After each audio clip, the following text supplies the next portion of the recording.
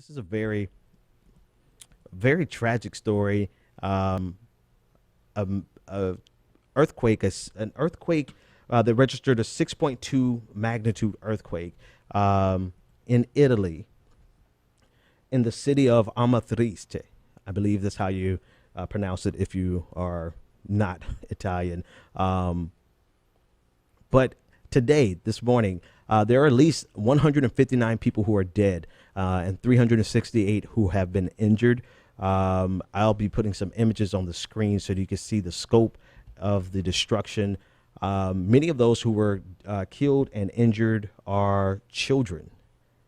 And this is northeast of Rome. So at least, again, at least 159 are dead.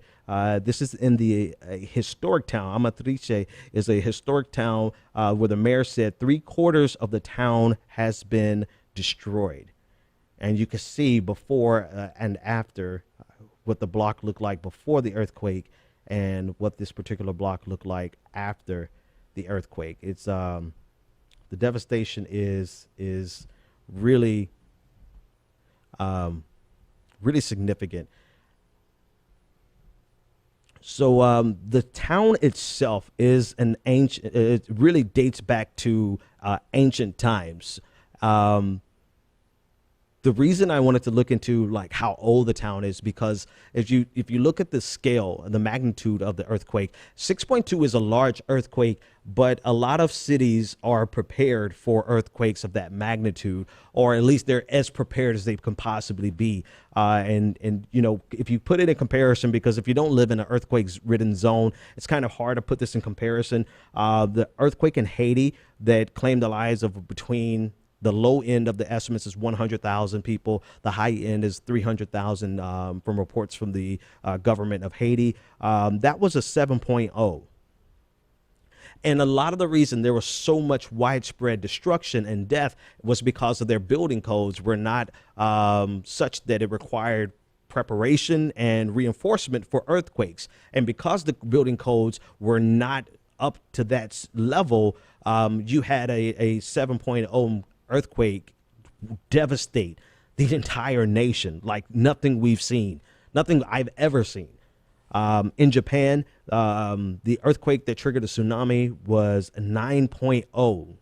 If you want to put it in comparison, now 16,000 people died because of that earthquake and the ensuing tsunami. And I believe as of 2015, there were still 2,500 people missing. But that was a 9.0. And in San Francisco, the largest that we have, or the most devastating that we have on record for San Francisco back in 1906 was a 7.8 magnitude where over 3,000 people were dead and 80% of the city was devastated. So the 6.2, when I heard how big it was, the 6.2, it is big before it caused so much damage.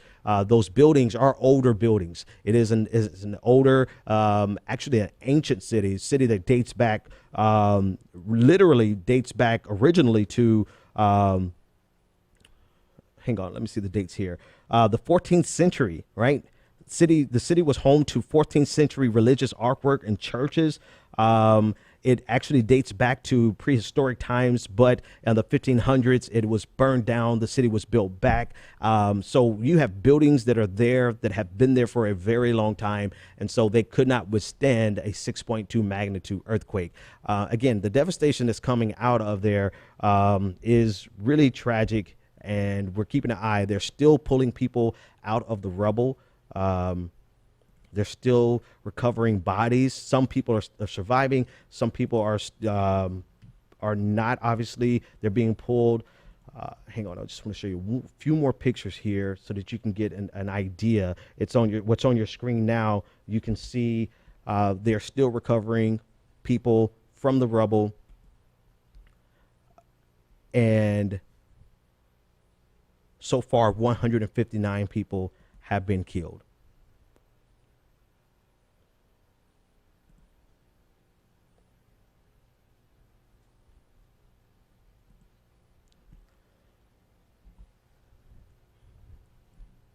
So we'll be keeping an eye on it. Obviously, they are still in the process of recovery. There are a lot of people across the world who are actually, the Pope led the prayer of the Rosary with over 15,000 people today, specifically for the victims of the earthquake in Italy. So we'll keep our eye on that, and as the totals rise, hopefully it does not rise anymore, but it definitely shot up. When we woke up this morning, it was about 20 people reported to have been killed, and by the time we started the broadcast, it was 159 with 368 injured, and again, many of them are children.